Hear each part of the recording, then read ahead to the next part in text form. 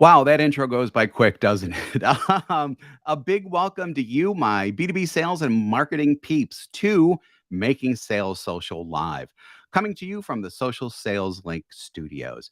I'm Bob Woods, the LinkedIn Sherpa. Bryn is off today as she's not feeling that well. So let's get right into things. Buyers use content in researching their potential purchase decisions. In many cases, this happens before we, as salespeople, even know they're in the market for our products and services. Let's toss out three statistics to help prove our point here. First two come from LinkedIn. 78% of salespeople using social media outsell their peers. That in and of itself should tell you, hey, I should be doing this.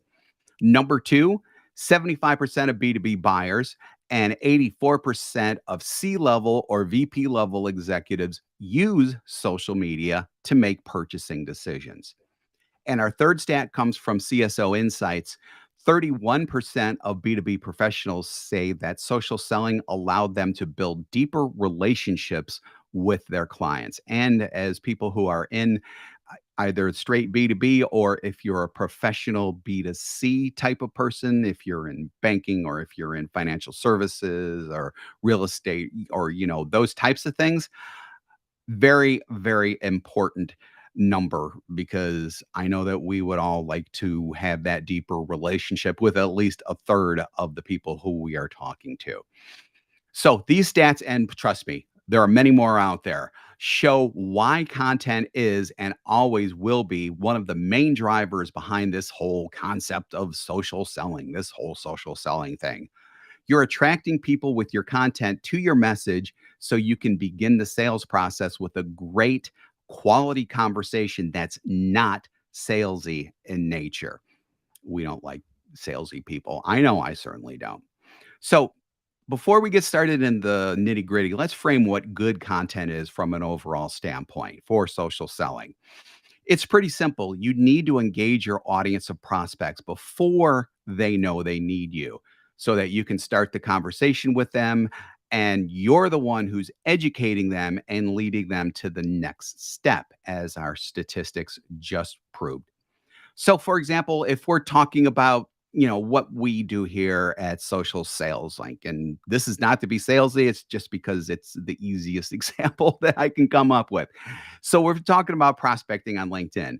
A lot of the content that we'll probably do, and we do, is sharing about getting started on LinkedIn, how to connect with the right people on LinkedIn, how to use LinkedIn specifically in certain circumstances, things like that, especially how to connect with the right people on LinkedIn, because that's what they're doing before they're prospecting potentially. That's where we live. That's what we want to teach people.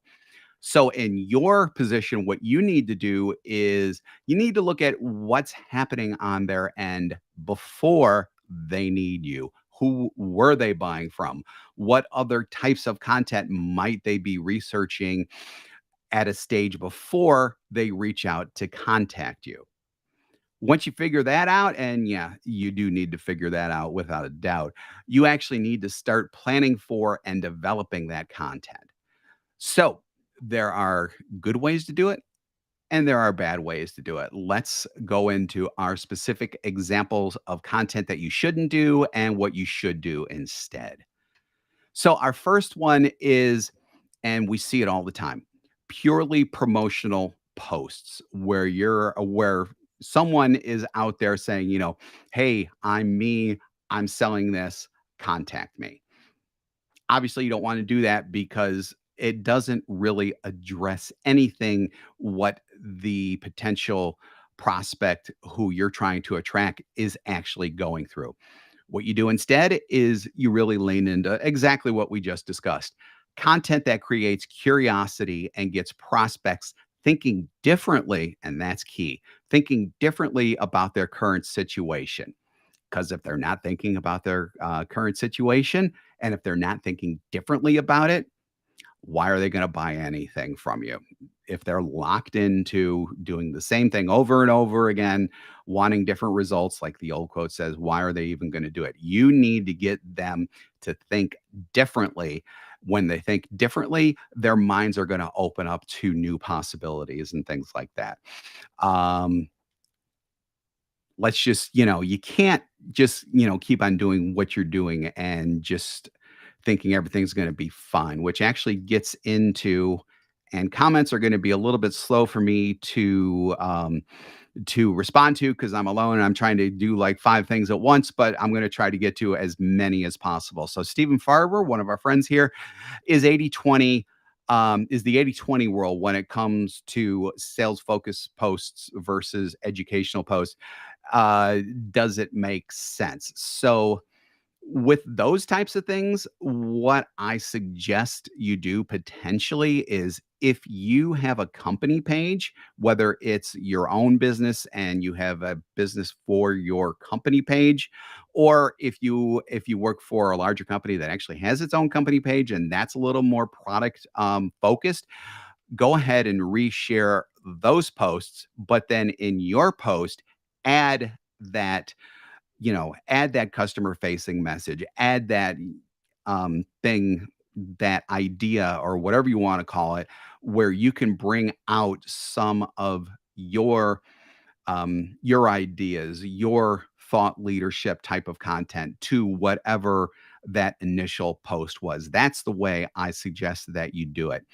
If for some reason you don't have that company page, every once in a while, yeah, you may wanna do that, but even in those posts, I would most strongly suggest that you do add value to it, that you do think about what the customer or what your potential customer is going to get out of this as a result of reading that piece and not just "Hey, we've got a new product."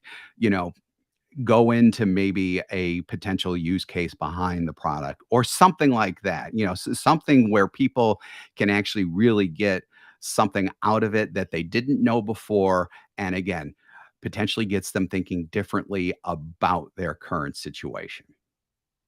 So, number two is polls. So, we just did a episode on polls. Poorly thought out polls really aren't what you want to do. You really need to have polls with a purpose. So, really make sure that you're asking questions that resonate with your audience so that they'll want to engage with it. And you can even create further content based on those polls. Polls are still great. They may not get quite the organic reach that they used to, but you can still use them to get into people's LinkedIn's messaging inbox and things like that to really discover what your customers are thinking. And then you can even develop further content out of that. Now, I'm not going to go into real specifics here because episode 214, which is depending on where this falls in the actual podcast, will be either the immediate podcast before or the one just before this episode. But episode 214, Brent and I really delve into polls and how they can benefit your social selling and content efforts. So, number three, we're going to talk about text posts here in particular. Now, text posts still do well, but if they're just like long and talky, and especially if they don't have a graphic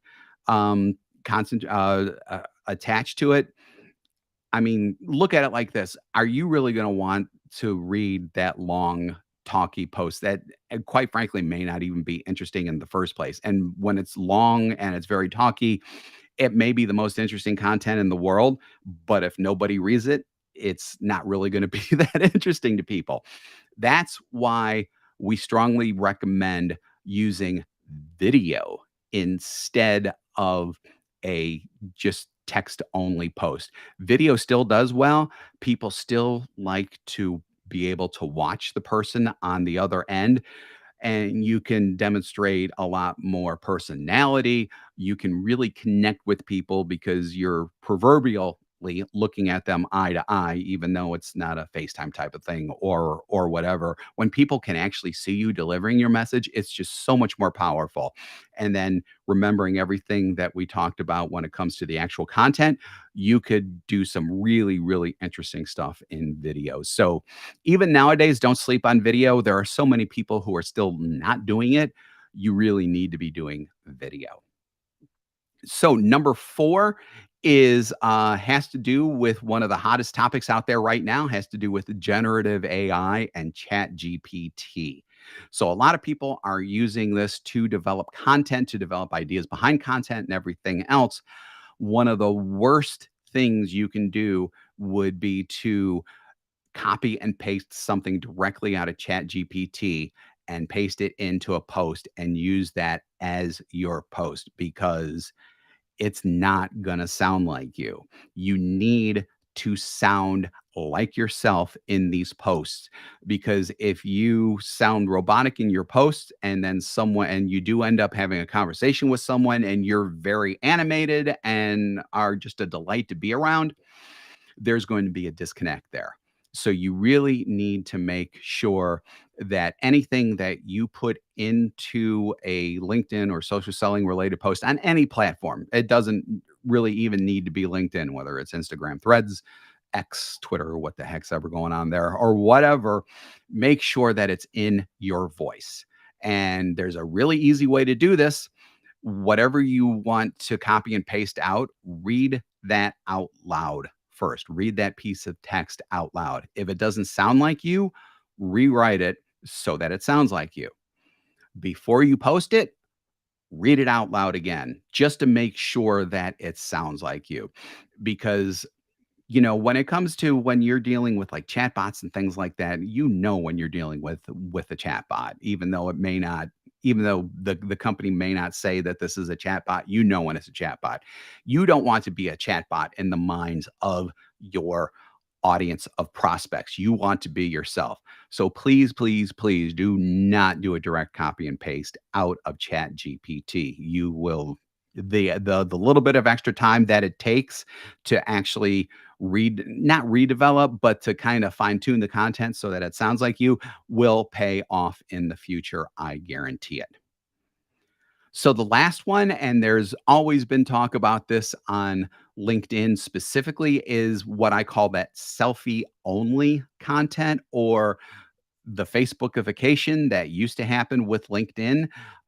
It's kind of going away now. LinkedIn's algorithm is definitely starting to point away from that type of thing now. Instead of doing just the selfie only content where you're in front of a building, and it's like, hey, I'm in front of LinkedIn headquarters. Look at me. Look at me.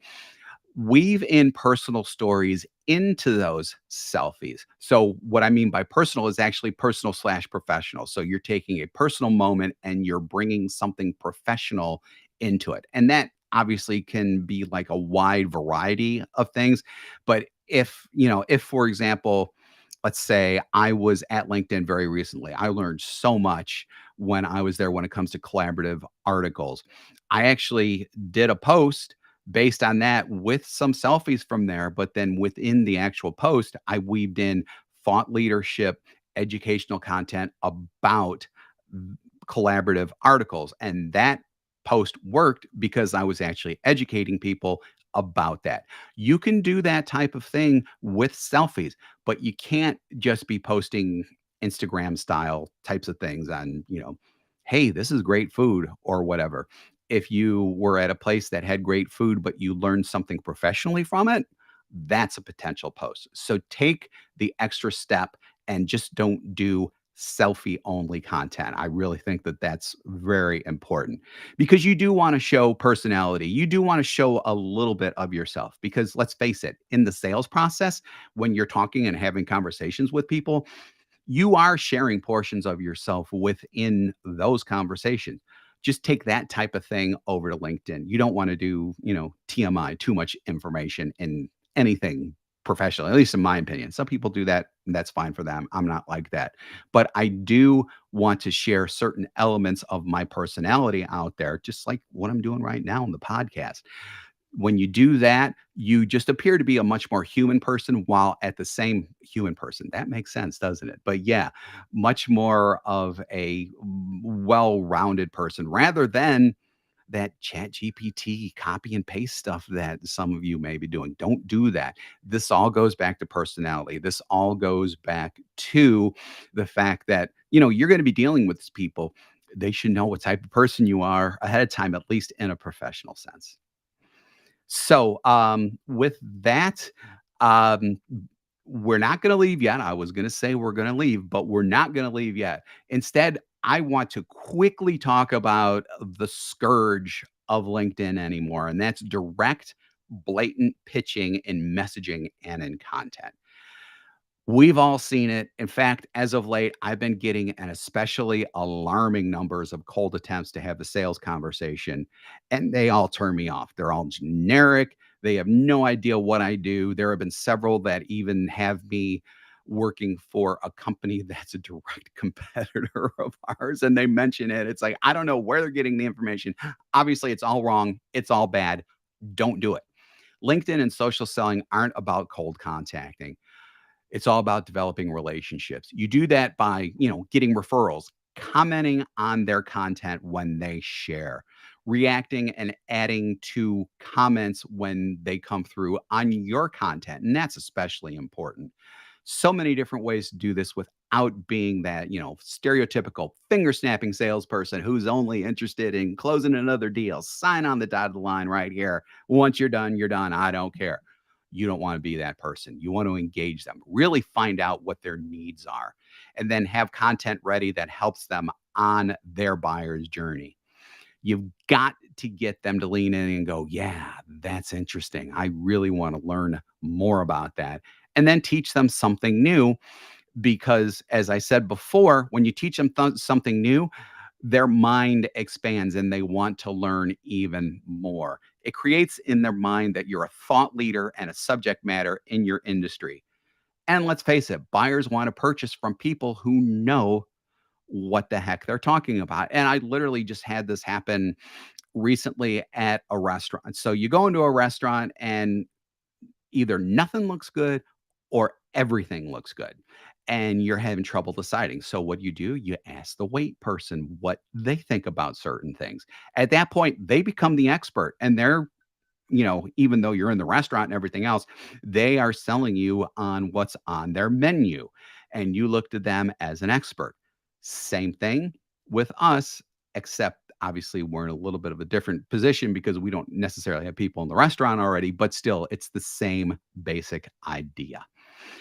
So there's all different types of content that can lead them on their way in their buying experience.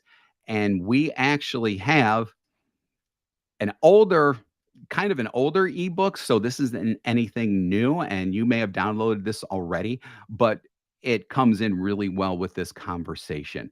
It's called The 7 Types of Content Sales Professionals Need for the Buyer's Journey. It does what it says, and it's even tuned for the sales funnel. So we've been talking primarily about top of the funnel types of stuff, but this ebook actually has suggestions about what you can do for the top of the funnel, the middle of the funnel, and even the end of the funnel. You can download it. We have a forwarding link at socialsaleslink.com/funnel content. Funnel content is all one word. Again, excuse me, again, socialsaleslink.com/funnel content. Funnel content, all one word, no capitals or weird characters or anything like that. Hope you can definitely download that. A lot of people commented on the first time when we released it, and a lot of people got a lot out of it. Hopefully, you'll download it and you'll get a lot out of it too. So, with that, thanks again for joining us on Making Sales Social Live. If you're with us live on LinkedIn, YouTube, Facebook, or X, Twitter, who knows what's going on there right now. We do this every week, so keep an eye out for our live sessions.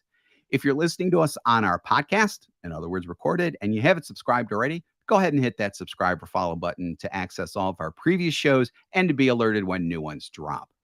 If you'd like more info on our podcast in particular, you can go to socialsaleslink.com/podcast.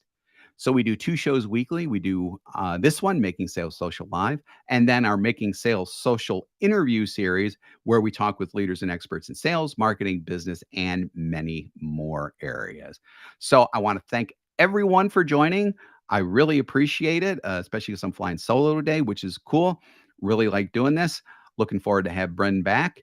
And so when you are out and about, make sure that your sales are social, and have a great week, everybody. Bye bye.